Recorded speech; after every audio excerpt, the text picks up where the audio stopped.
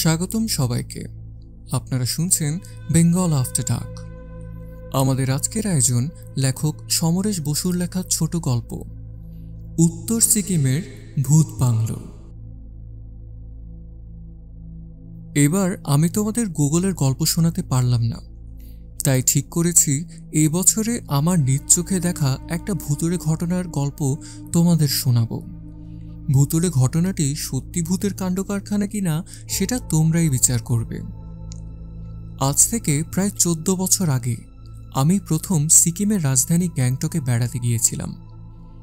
কোথায় কোন হোটেলে উঠব সেসব আগের থেকে ঠিক করাই ছিল, কিন্তু সেখানে কাউকেই চিনি না। আমি একলা মানুষ, গল্প করার বা কথাবার্তা বলার লোকও নেই, একমাত্র হোটেলের মালিক, তার বউ আর তার মেয়ে ছাড়া। হোটেলের মালিক ছিল একজন বাস্তুহারা তিব্বতী।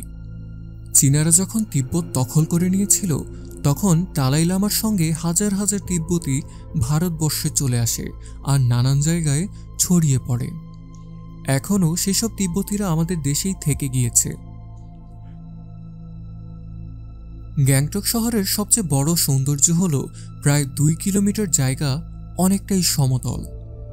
শহরের বাজার, দোকানপাট, হোটেল, রেস্টুরেন্ট সবই সেই সমতল রাস্তার দুধারে। আর এই রাস্তায় ঘুরতে গেলে নীল আকাশের গায়ে সবসময় দেখতে পেতাম কাঞ্চনজঙ্ঘার বেশ বড় একটা অংশ মাথা তুলে দাঁড়িয়ে আছে। সকাল থেকে বেলা বাড়ার সঙ্গে সঙ্গে তুষারাবৃত কাঞ্চনজঙ্ঘার রঙও বদলাতে থাকে। সেই দিকে তাকালে বাকিটা সবই নিচের পাহাড়ি অঞ্চল, গাছপালায় নিবিড় সবুজ আর নীল দেখাতো। আবার অন্যদিকে পাইন, দেবদারু, নানা গাছের ফাঁকে ফাঁকে পুলিশের ব্যারাক, সরকারি অফিসগুলো দেখা যেত। সমতল পথ দিয়েই হাঁটতে হাঁটতে চলে যেতাম এককালের রাজা ছগিয়ালের প্রাসাদের দিকে। সেইখানে একটা বৌদ্ধ মন্দিরে দেখতাম তিব্বতী লামা ও ভক্তরা গম্ভীর স্বরে মন্ত্রোচ্চারণ করছে, আর একটা অনির্বাণ প্রদীপ সব সময় জ্বলছে। অনির্বাণ প্রদীপের মানে হলো যে প্রদীপ একবার জ্বালালে আর কখনোই নিভে না। তিব্বতী বৌদ্ধদের কাছে এই অনির্বাণ প্রদীপ খুবই পুণ্যের জিনিস। 2 দিন বাদেই এক বাঙালি ভদ্রলোকের সঙ্গে আমার আলাপ হলো। তিনি একটি সংবাদ প্রতিষ্ঠানের সংবাদদাতা। জিজ্ঞেস করলাম, কি করে জানলেন আমি এখানে এসেছি? সাংবাদিক ভদ্রলোক হেসে বললেন, আমাদের কাছে কোনো সংবাদই চাপা থাকে না। কলকাতার এক খবরের কাগজের সাংবাদিক বন্ধু আমাকে টেলিফোনে জানিয়েছেন আপনি গ্যাংটকে বেড়াতে এসেছেন। খবর পেয়েই হোটেলগুলোতে খোঁজ নিয়ে জানলাম আপনি এই হোটেলেই উঠেছেন, তাই আপনার সঙ্গে আলাপ করতে এলাম। আমিও ভদ্রলোককে দেখে একটু খুশি হলাম। তিনি তার বাড়িতে আমাকে নিয়ে গেলেন, তার স্ত্রীর সঙ্গে পরিচয় করিয়ে দিলেন। তাদের একটা 5 বছরের মেয়ে ছিল। হাসি খুশি মেয়েটির সঙ্গেও আমার খুব ভাব জমে গিয়েছিল। সে আমাকে গ্যাংটকের অনেক গল্প শোনাতো। সাংবাদিক ভদ্রলোক গ্যাংটকের যা কিছু দেখবার সবই আমাকে ঘুরিয়ে দেখেছিলেন মিলিটারি ক্যাপ্টেন টি.কে. বসুর সঙ্গে। টি.কে. বসু অর্থাৎ তাপস কুমার বসু। গ্যাংটকের মতো জায়গায় একজন বাঙালি মিলিটারি ক্যাপ্টেনের সঙ্গে আলাপ হওয়া খুবই সৌভাগ্যের বিষয়। ক্যাপ্টেন বসু একদিনের আলাপেই আমার এমন বন্ধু হয়ে গেলেন, পরের দিনই তিনি আমাকে তাদের মিলিটারি মেসে দুপুরে খাবার খেতে আমন্ত্রণ করলেন। বললেন, আপনি হোটেলে তৈরি হয়ে বসে থাকবেন, আমি নিজে না আসতে পারলেও গাড়ি পাঠিয়ে দিব, মিলিটারি ড্রাইভার আপনাকে খোঁজ করে নিয়ে আসবে। গ্যাংটকের মতো জায়গায় এরকম একজন ক্যাপ্টেনকে পেয়ে আমার খুবই আনন্দ হলো। পরের দিন একজন মিলিটারি পোশাক পরা সর্দারজি অর্থাৎ শিখ ড্রাইভার বেলা ঠিক 11টায় হোটেলে এলেন। আমি হোটেলের নিচের তলায় রেস্টুরেন্টেই বসেছিলাম। ড্রাইভার সর্দারজি হোটেলের মালিককে আমার নাম বলতেই তিনি আমাকে দেখিয়ে দিলেন। সর্দারজি আমাকে একটা ছোট চিরকুট দিলেন, তাতে লেখা ছিল, দাদা, ড্রাইভার যশবন্ত সিং আপনাকে নিয়ে আসবে, আপনি এর সঙ্গে চলে আসবেন, ইতি তাপস। আমি যশবন্ত সিংয়ের সঙ্গে একটা জিপে উঠে পড়লাম। সমতল পাহাড়ি পথ দিয়ে মিলিটারি মেসে যেতে আমার রীতিমতো ভয় হচ্ছিল। মেসটা ছিল একটা পাহাড়ের মাথায়। রাস্তাটা এমন উঁচু আর খাড়া একটু এদিক ওদিক হলেই একেবারে সোজা জমালয়ে যেতে হবে। যাই হোক, মেসে পৌঁছালাম। সামনেই লন। একটা গাড়ির পক্ষে পুরোপুরি পাক খাবার মতোও জায়গা নেই। মেসরুমটা যদিও বেশ বড়। ক্যাপ্টেন টি কে বসু ছাড়াও আরও বেশ কিছু ভদ্রলোক এবং ভদ্রমহিলা ছিলেন। ভদ্রলোকেরা সকলেরই নানা স্তরের অফিসার, এবং যিনি মিলিটারি ডাক্তার ছিলেন তিনি একজন উড়িয়া। ক্যাপ্টেন বসু ছাড়া আর কোনো বাঙালি না থাকলেও সকলের সঙ্গে আমার বেশ একটা ভাব হয়ে গেল। অনেক রকম রান্না হয়েছিল, সবই দেশীয় রান্না। মাংসের বিরিয়ানি, কাবাবের কোনো তুলনাই ছিল না। খাওয়া দাওয়া মিটতেই প্রায় বেলা 3টা বেজে গিয়েছিল। ক্যাপ্টেন বসু ছিলেন আমাদের মেসের ইনচার্জ, আর মেসের গায়ে ছিল তার ছোট 2 কুঠুরির থাকবার ঘর। সেখানে বিশ্রাম নেওয়ার সময় ক্যাপ্টেন বসু আমাকে বললেন, উত্তর সিকিম হলো মিলিটারির হাতে, সেখানে সাধারণ মানুষ এখান থেকে যেতে পারে না, বিশেষ অনুমতি লাগে। আর উত্তর সিকিমে যারা বাস করে তারাও কেউ এদিকে আসতে পারে না। এই সীমান্ত অঞ্চলে সামরিক কড়াকড়ি একটু বেশি। তবে আপনি যদি উত্তর সিকিমে বেড়াতে যেতে চান, আমি তার ব্যবস্থা করে দিতে পারি। আমাদের সঙ্গে গেলে আপনার কোনো অনুমতির দরকার হবে না। আমি তো শুনে খুব খুশি, তাই রাজি হয়ে গেলাম। 2 দিন পরেই সকালবেলা একটা জোঙ্গা জিপে চেপে আমরা উত্তর সিকিমের পথে রওনা দিলাম। জোঙ্গা জিপ এমন একটা গাড়ি যা খাড়া পাহাড়ি পথেও চলতে পারে। ক্যাপ্টেন বসু ছাড়া আমি আর ডক্টর মেজর মোহান্তি আর তার স্ত্রী ছিলেন। গাড়ির চালক ছিলেন যশবন্ত সিং। উত্তর সিকিমের পথটা গিয়েছে তিস্তার উৎসের দিকে, অর্থাৎ তিস্তা যেখান থেকে বরফ গলে পাহাড় থেকে নেমে শিলিগুড়ির পাশ দিয়ে সমতলে নেমেছে। আমরা সেই উপরেই উঠছিলাম, আর আস্তে আস্তে পাহাড় পর্বতের দৃশ্য বদলে যাচ্ছিল। খুব সংকীর্ণ রাস্তা দিয়ে খাড়া পাহাড়ের গা ঘেঁষে আমাদের জিপ চলছিল, আর তিস্তাকে একটা সরু নীল ফিতার মতো অনেক নিচে দেখা যাচ্ছিল।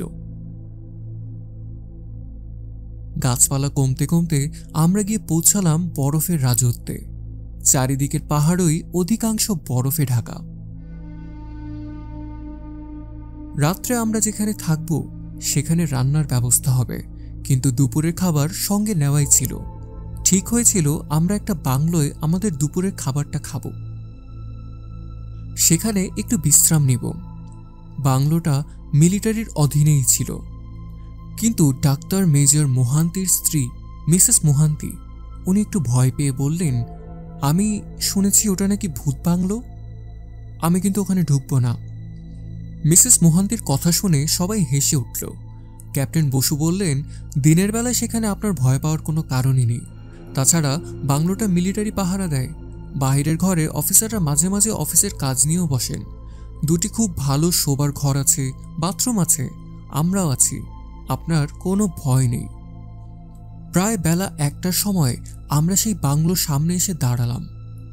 চারিদিকেই বরফে আবৃত পাহাড়, উত্তরে আকাশের গায়ে তুষার ঢাকা পর্বত ছাড়া আর কিচ্ছু নেই।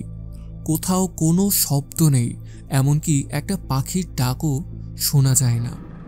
বাংলোর গেটেই দেখা গেল বন্দুক হাতে একজন সিকিমি সৈনিক পাহারা দিচ্ছে। আমাদের আসার সংবাদ নাকি আগেই দেওয়া হয়েছিল।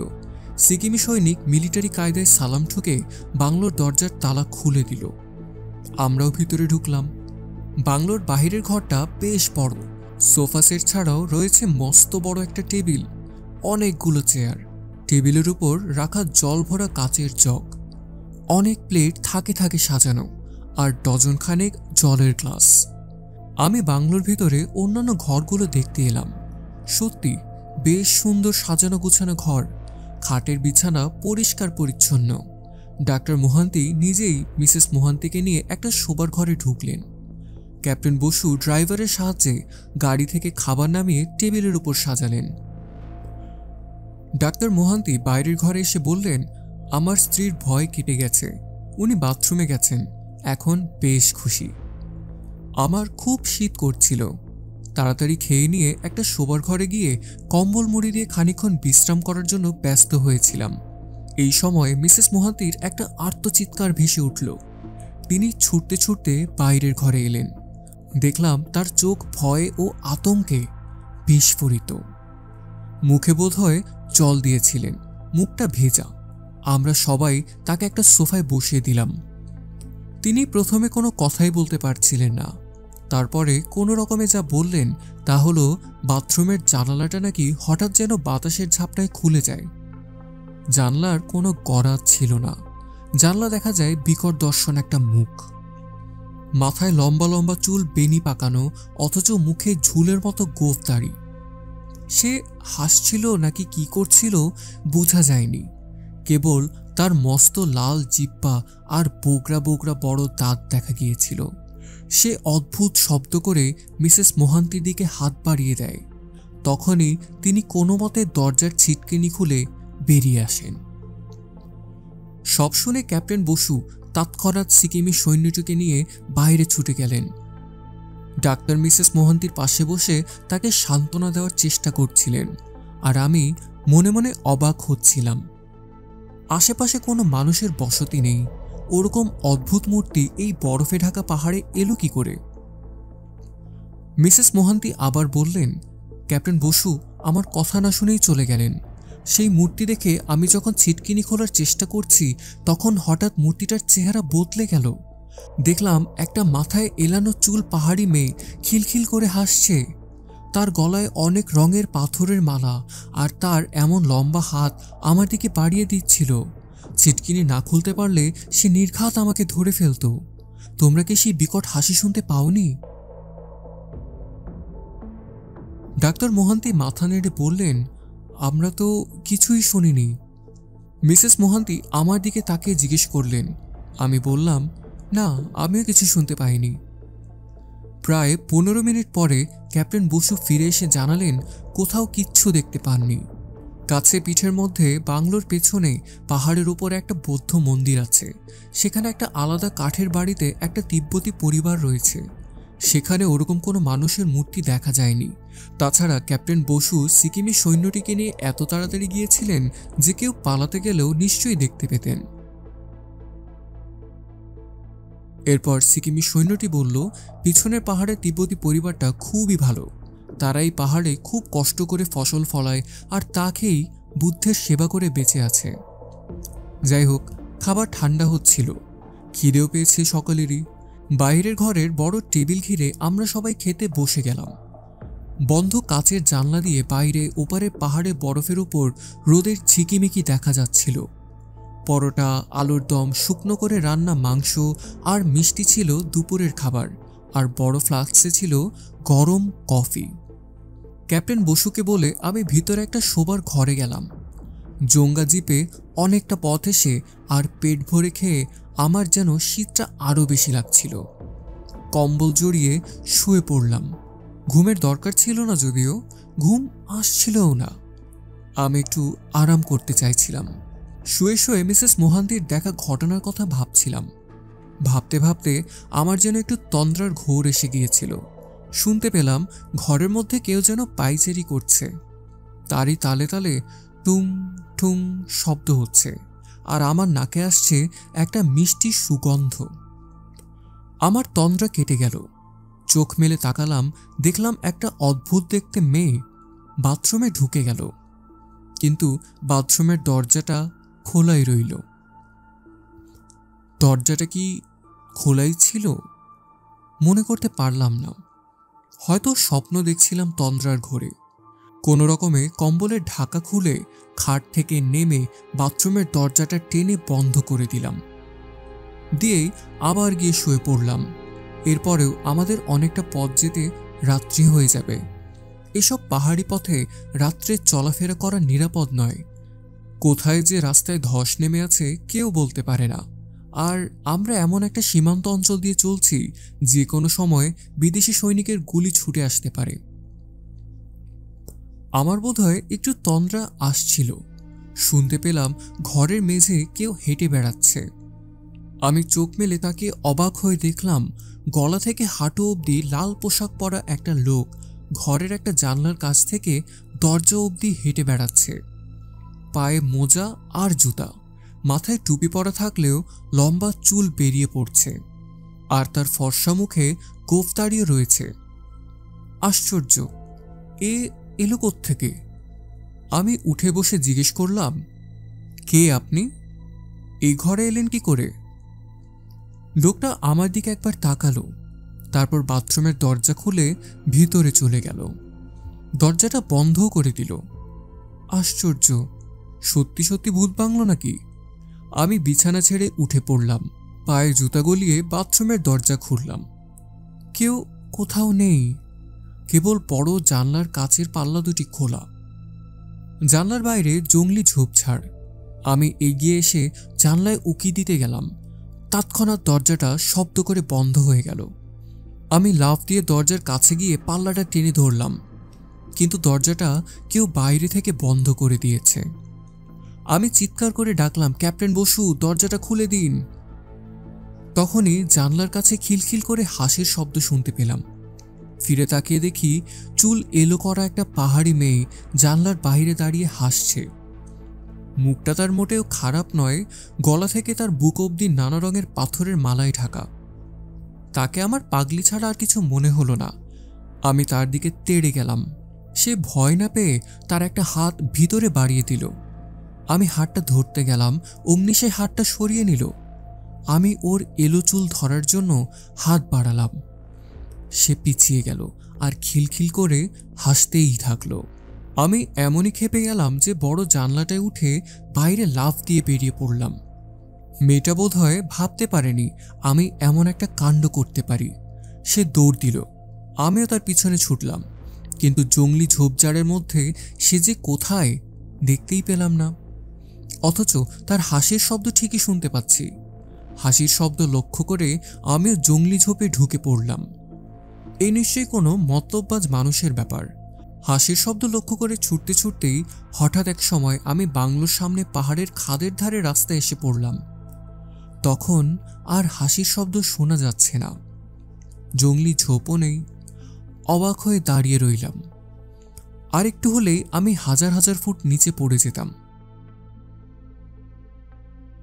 উত্তরের আকাশে তুষারাবৃত পর্বতের গায়ে রোদে নানা রং খেলছে। আমি বাংলোর দিকে এগিয়ে গেলাম। দেখলাম সিকিমি সৈন্যটি বাংলোর বারান্দায় দাঁড়িয়ে আছে। ঘরে ঢুকে দেখলাম ডাক্তার মেজর মোহান্তি আর ক্যাপ্টেন বসু দুটো ছোট সোফায় গা এলিয়ে চোখ বুজে আছেন। মিসেস মোহান্তি বড় সোফায় শুয়ে ঘুমাচ্ছেন। আমার পায়ের শব্দে ক্যাপ্টেন বসু চোখ মেললেন, জিজ্ঞেস করলেন, এর মধ্যে আবার বাইরে গেলেন কখন? বললাম, ঘর থেকে এসে বলছি। আমি যে ঘরে শুয়েছিলাম সেই ঘরে ঢুকে বাথরুমের দরজাটা দেখলাম।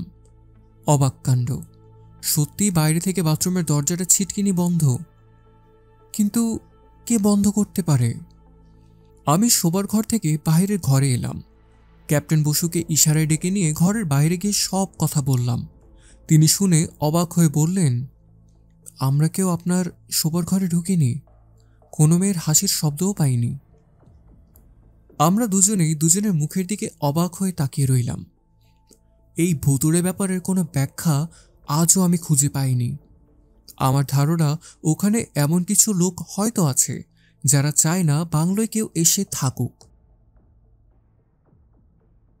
ওখান থেকে চলে আসার সময় সিকিমি সৈন্যটিকে জিজ্ঞেস করেছিলাম সে এমন কিছু কখনো দেখেছে কিনা। সে পরিষ্কার বলল, না, সেরকম কিছু সে কখনো দেখেনি, দেখলে গুলি চালিয়ে দিত।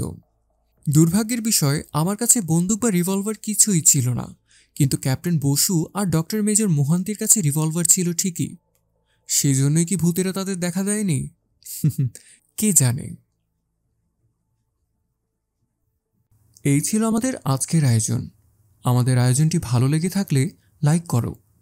নিয়মিত এমন রহস্য, রোমাঞ্চ এবং অলৌকিকতায় ভরা কন্টেন্ট পেতে সাবস্ক্রাইব করো আমাদের চ্যানেলটি, আর কমেন্টে জানাও আমাদের আয়োজন সম্পর্কে তোমাদের মতামত। সেই সাথে শেয়ার করো তোমার বন্ধুদের সাথে। নতুন আরও একটি গল্প নিয়ে ফিরছি আগামী শুক্রবার। Till then, take care, good by.